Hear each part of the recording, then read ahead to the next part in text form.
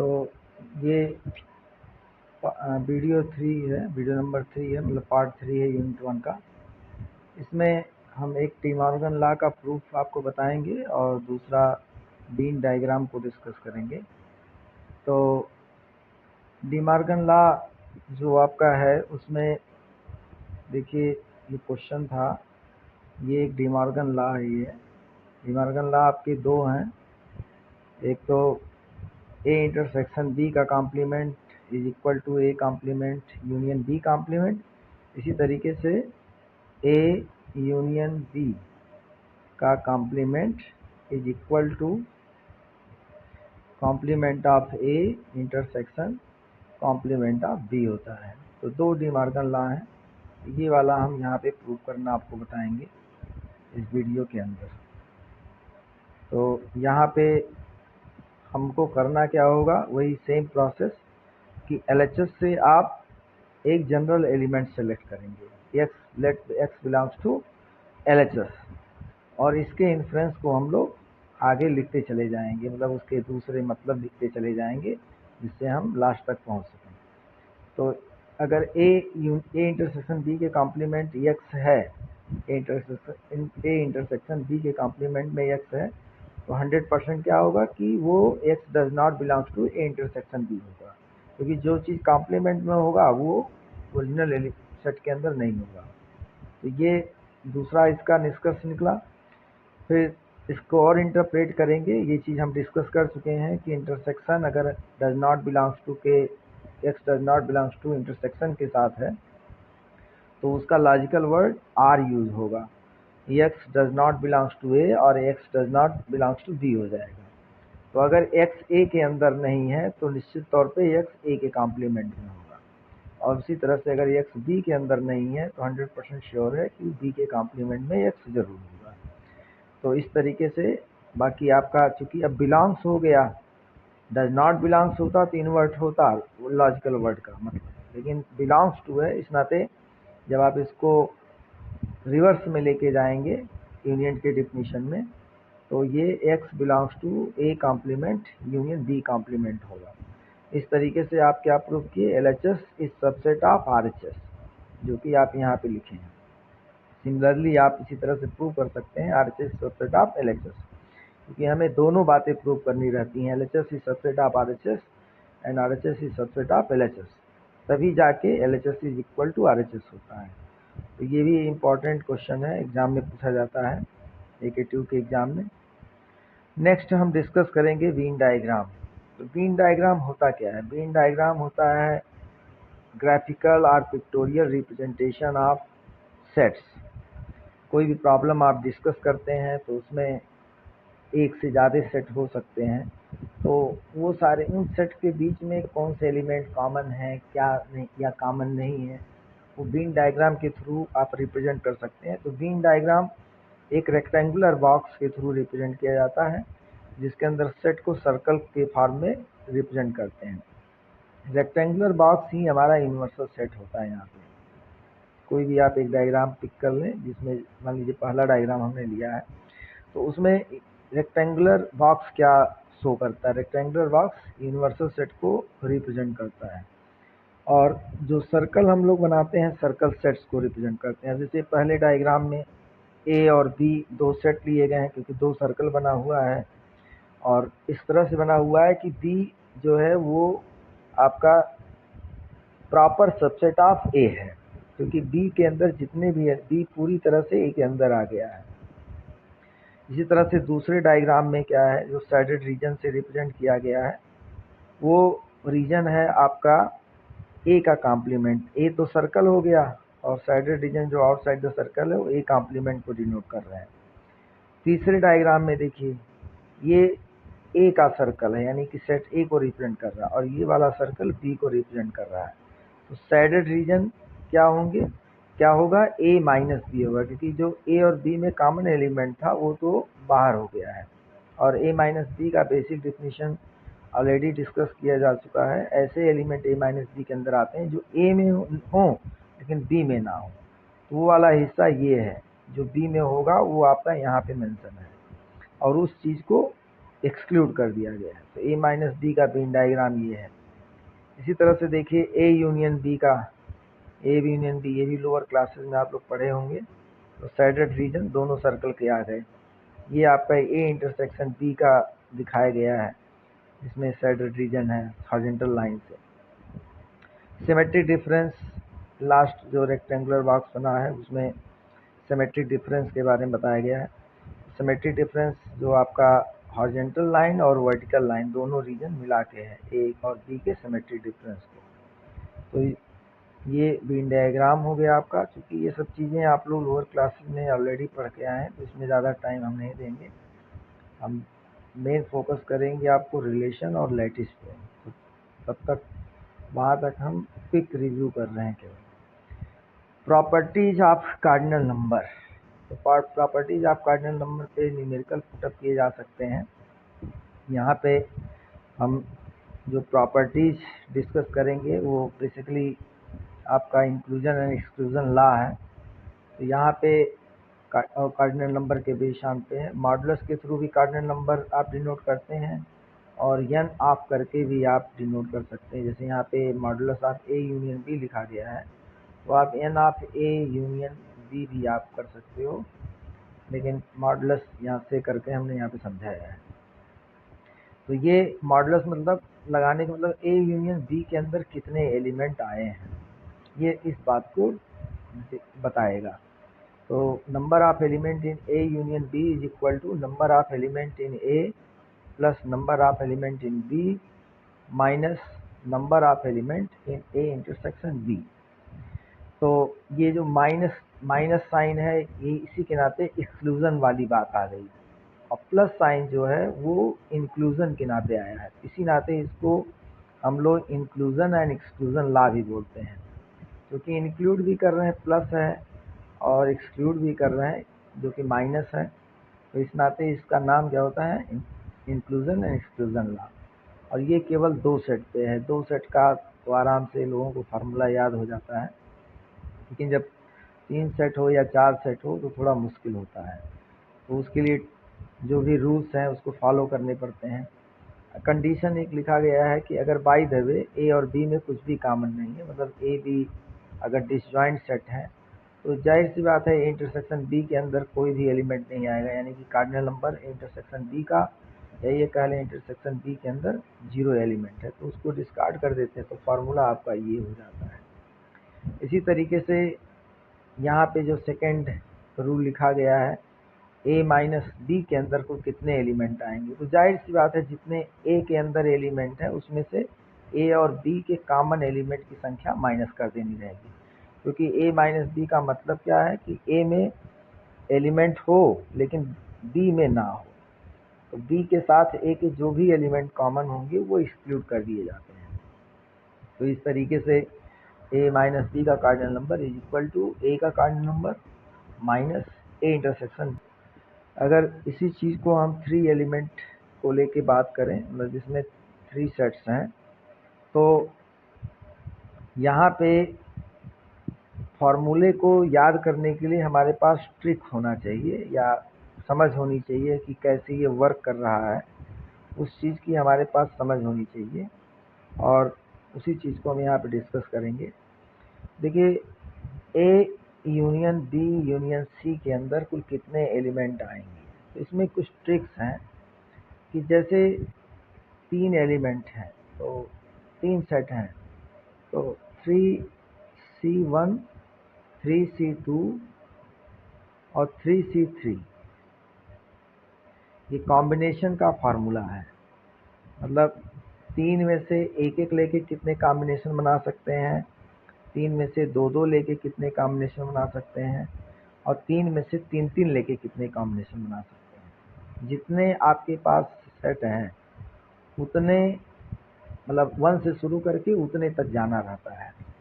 तो ये जो कितने आप सेट ले रहे हैं कॉम्बिनेशन बनाने के लिए, वो देखिए ऑड है कि इवन है, ये चीज़ आपको ध्यान देना रहेगा। अगर ऑड है तो समझ लीजिए वो प्लस होंगे, मतलब इंक्लूड किए जाएंगे, और अगर इवन है तो वो एक्सक्लूड किए जाएंगे, यानी कि माइनस किए जाएंगे। अब ये तत्काल आपको नहीं समझ में आएगा, लेकिन हम आगे डिस्कस करेंगे तो समझ में आ जाएगा। ऐसे ही 3 है तो 3 ऑड नंबर है, इस नाते वो भी माइनस के साथ ही आएगा। अब इस चीज़ को अगर आप यहाँ पे देखना चाहें फार्मूले के अंदर, तो देखिए एक एक का कॉम्बिनेशन है, तो ये सब आपस में ऐड हुए, मतलब प्लस साइन यूज हुआ है। दो दो का कॉम्बिनेशन है, तो इस नाते ये माइनस हुआ, क्योंकि 2 हमारा कैसा नंबर, इवन नंबर है। फिर अगेन 3 का कॉम्बिनेशन है, तो चूँकि 3 ऑड नंबर है, इस नाते वो प्लस किया गया है। अब आप ये देख सकते हैं कि 3C1 कितना आता है, 3 आता है। तो 3 में से एक एक लेके कुल कितने कॉम्बिनेशन बना सकते हैं, 3। इसी नाते ये 3 अलग अलग कॉम्बिनेशन एक एक वाले बने हैं, तो दिख भी रहा है साफ साफ। 3C2 की अगर हम बात करें तो 3C2 को सॉल्व करिए तो ये भी 3 ही आएगा। 3C2 को आप सॉल्व करें तो 3 आएगा। इसी नाते दो दो के कुल कॉम्बिनेशन जो बन रहे हैं वो 3 ही बन रहे हैं। तो ये भी आप जो है माइनस के साथ साथ माइनस साइन यानी कि एक्सक्लूड किया गया है, क्योंकि -2 कैसा था, इवन नंबर था। और 3C3 की वैल्यू 1 होगी, एक ही कॉम्बिनेशन बनेगा, मतलब 3 में से 3 लेके कितने कॉम्बिनेशन बना सकते हैं, एक ही। और चूंकि 3 ऑड नंबर है, इस नाते प्लस साइन बनेगा। तो इसी सीक्वेंस में आप इसको आराम से याद कर सकते हैं। अब यही अगर बाय द वे 4 सेट होते, 4 सेट का इंक्लूजन एक्सक्लूजन फार्मूला आपको लिखना होता, तो आपको थोड़ा ज़्यादा सावधानी रखना पड़ता है, क्योंकि फार्मूले आप कितना याद करोगे।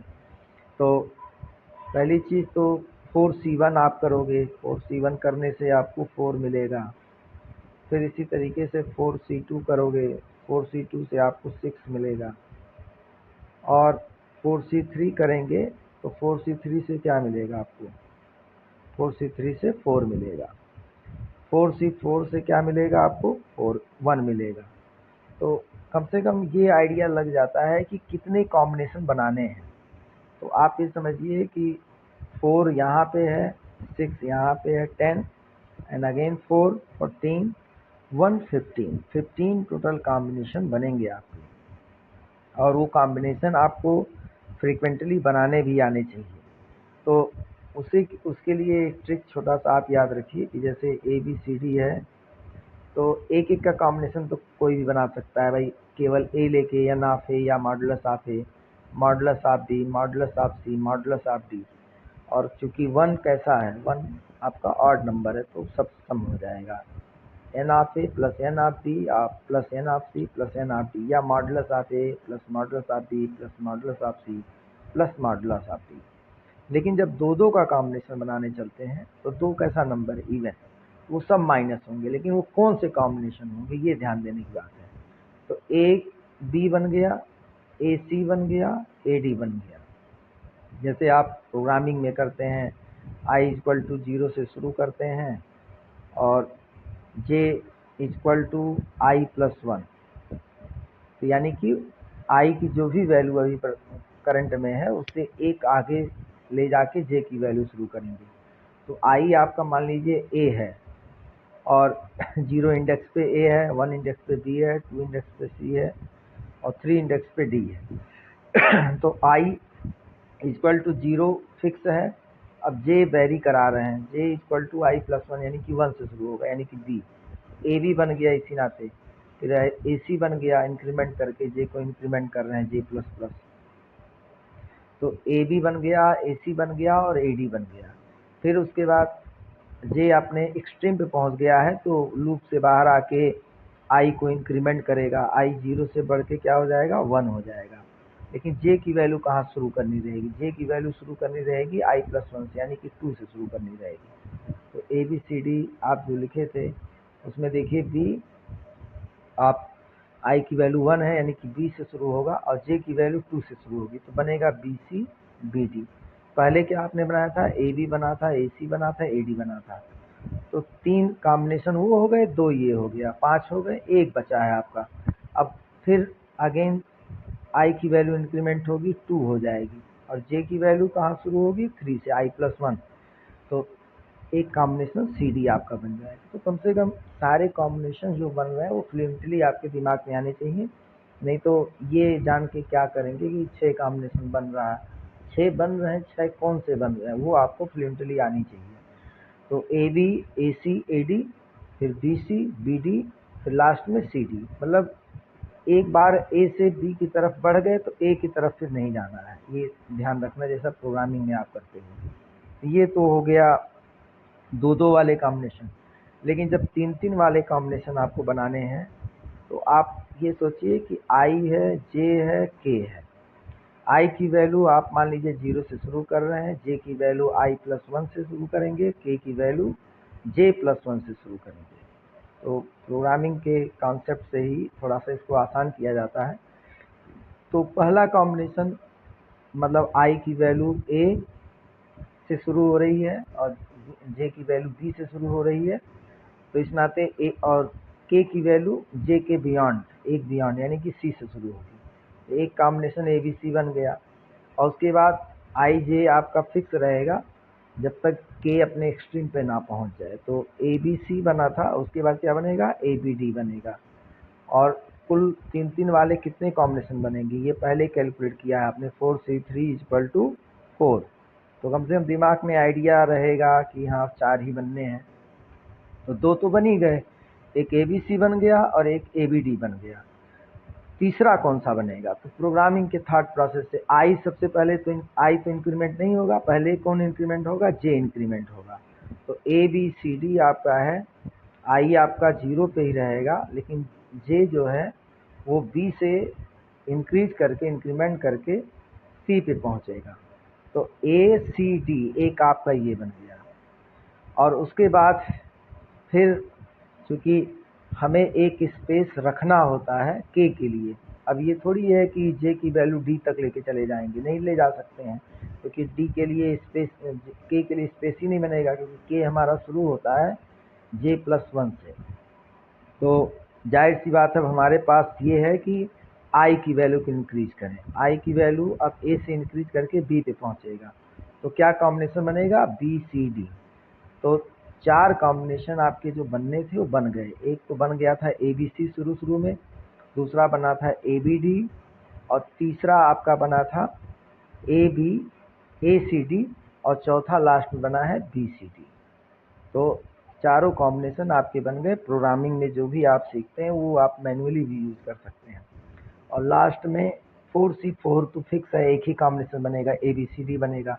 अब मैं इसको पूरा शॉर्टकट में लिख रहा हूँ, ABCD, ये एक एक वाला हो गया। फिर 2-2 वाला देखिए फ्लुएंटली आप लिख सकते हैं AB AC AD। अब बीच में तो वो आपको इंटरसेक्शन लगाना है, तो सब जान ही रहे हैं कि A इंटरसेक्शन B लिखना है, इंटरसेक्शन C लिखना है, इंटरसेक्शन D लिखना है। एक मैं लिख के आपको बता दे रहा हूँ, जैसे आप भले मैं AB लिख रहा हूँ, AC लिख रहा हूँ, AD लिख रहा हूँ, उसका मतलब क्या होगा। अब यहाँ पे अगला वाला जो है BC, जैसे मैं लिख रहा हूँ तो B, फिर BD, तो BD को एकदम पूरा एग्जैक्टली मैं लिख रहा हूँ B इंटरसेक्शन D का मॉडुलस। तो ऐसे ये सारे लिखे जाएंगे इंटरसेक्शन साइन के साथ में। लेकिन ये 2-2 वाले हैं। एक अभी और आपका बचा था क्या, C इंटरसेक्शन D। तो ये सब क्योंकि 2-2 के बने हैं, 2-2 का मतलब क्या हो गया, इवन नंबर, यानी कि इनके सबके सामने माइनस लगेगा। फिर इसी तरह से 3 वाले आपके बनेंगे। तो 3 वाले कौन से बनेंगे, एक तो बनेगा आपका ABC, फिर ABD, फिर आपका क्या बनेगा, B इंक्रीज करेगा, इंक्रीमेंट करेगा ACD, फिर उसके बाद A अब इंक्रीज करेगा तो हो जाएगा BCD। ये 4 बनने थे, 4 लिख देंगे, बीच में इंटरसेक्शन लगाइए और मॉडुलस लिखिए। 3 कैसा नंबर है, 3 है आपका ऑड नंबर, तो सबके आगे प्लस साइन लगेगा। और 4 वाला तो ABCD है, A intersection B intersection C intersection D। 4 कैसा नंबर है आपका, इवन नंबर है, तो इसके सामने माइनस लगेगा। तो इस तरीके से हम फार्मूले को फ्रेम कर सकते हैं, 4 हो 5 हो, तो इसे 4 से ज़्यादा का कोई प्रॉब्लम आएगा ही नहीं। उसी को यहाँ पे जनरलाइज किया गया है। अगर मान लीजिए n सेट हो, तो देखिए जो 1 वाले के आगे प्लस लगा हुआ है, 2 वाले के आगे माइनस लिखा है, 3 फिर ऑड नंबर है, इस नाते प्लस लिखा हुआ है। ऐसे अगर n है तो n पता नहीं इवन है कि ऑड है, किसी को नहीं पता है। इसी नाते -1 पे पावर n+1 लिखा गया। अब -1 पे पावर n+1 को जस्टिफाई करिए सही है कि नहीं है।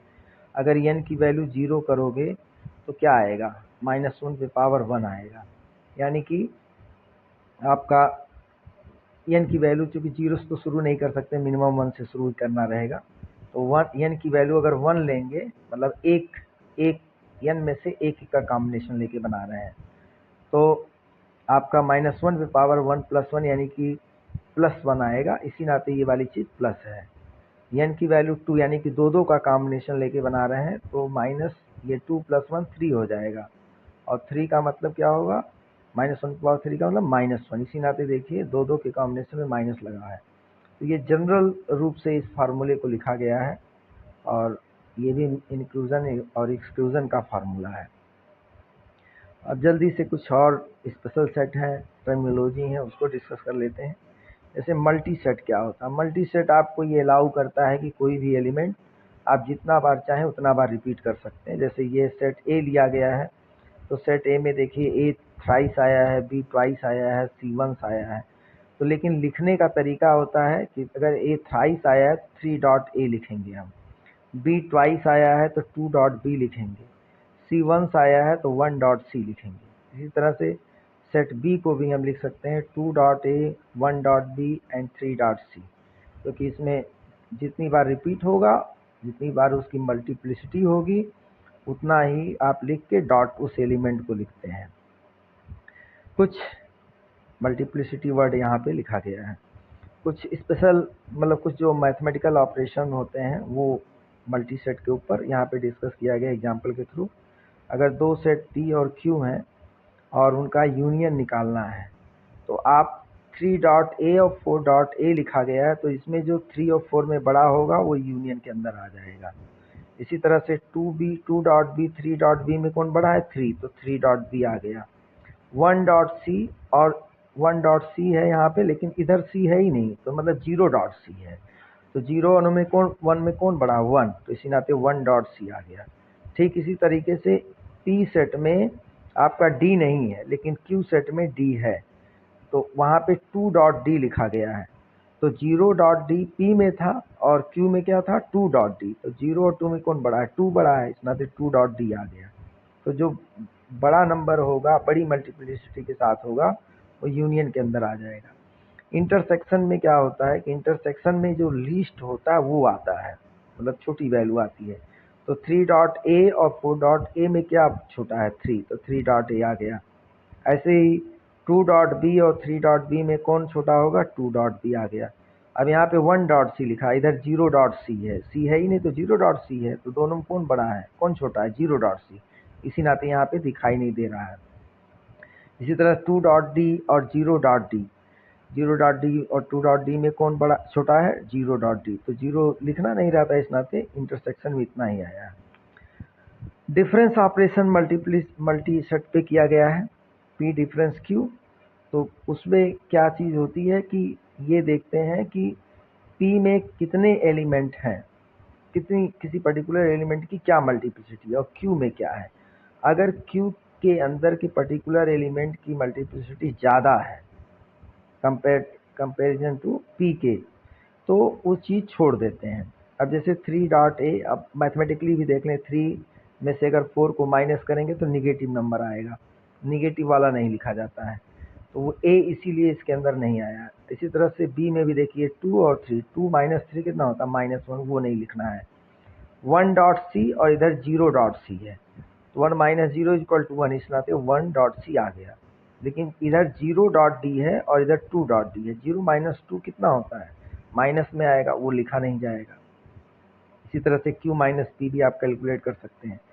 p + q सम करेंगे तो सिंपल जो है दोनों को सम कर लेंगे। 3 + 4 = 7, 2 + 3 = 5, 1 + 0.c यानी कि 1 + 0 1.c, और 0.d + 2.d, तो 2.d आ गया है।